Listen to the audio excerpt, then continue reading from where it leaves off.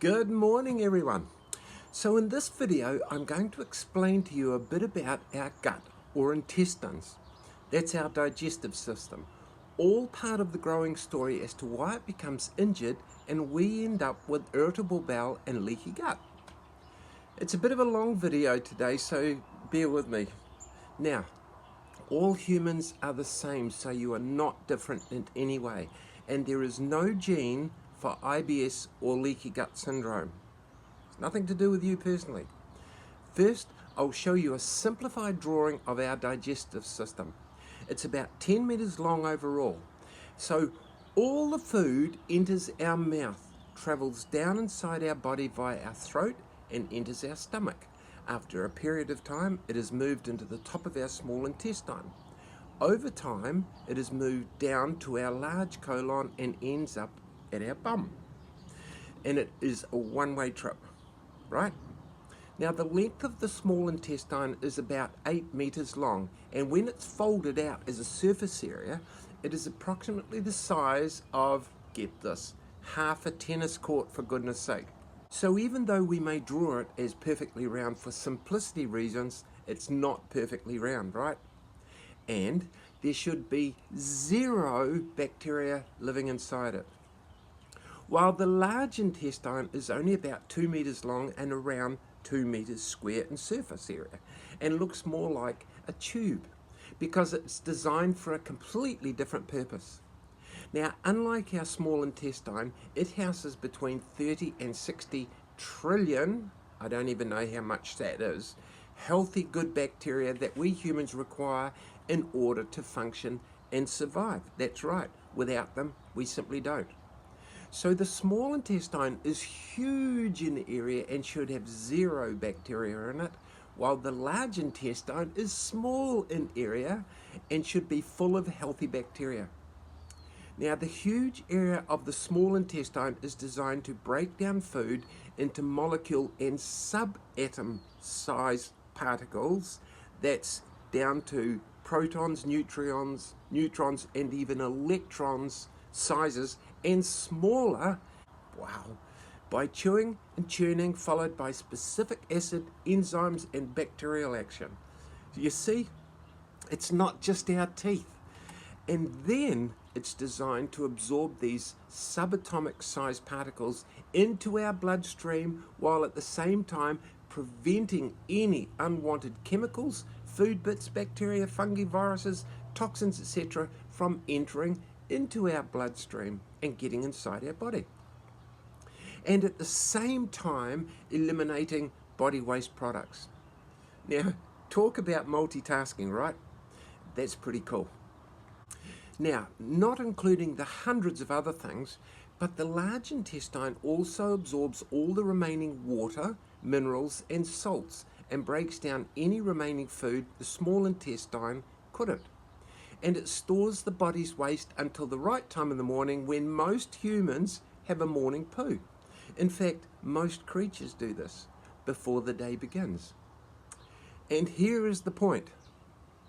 The many folds designed for maximum absorption of nutrients, and especially in the small intestine, are also the perfect, warm, damp, safe environment for harmful bacteria to set up shop if only they could.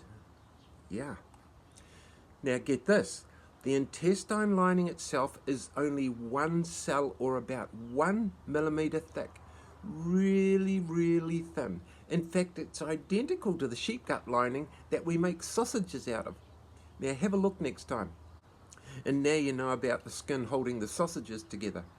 But the point is, it is very fragile and doesn't take much to break through. Now this is important, so keeping it really simple. The cells that make up the lining of the gut lining are specialist cells called enterocytes.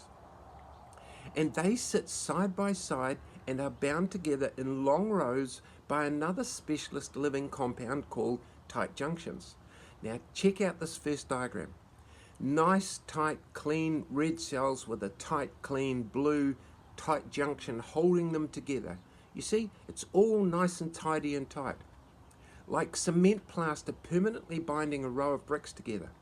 Now the point is, unlike cement plaster permanently binding the bricks together, these tight junctions are designed to allow the enterocyte cells to open and close to let in only those submolecule particles that are required by our body in the moment. So clever. Now check out the next diagram of an injured gut lining. Notice there is no similarity between the two. It is so injured at many levels that it can't seal anymore, and the owner of that gut lining has IBS, leaky gut, and many autoimmune issues. Just for interest, that sketch is my version of a real picture of a real injured gut lining. Yeah, it doesn't look too hot, does it? Now let's go to the diagram of the gut lining of a healthy large intestine or colon. Notice the thick protective mucus layer which is smothered in specialist good gut bacteria like bees in a honey hive, all protecting a very fragile, very thin row of gut cells or enterocytes, which are there to do a specific job. So, a healthy protective gut lining in the large colon must include healthy enterocyte cells, tight junctions, mucus, and hordes of specialist bacteria. That is the complete thing.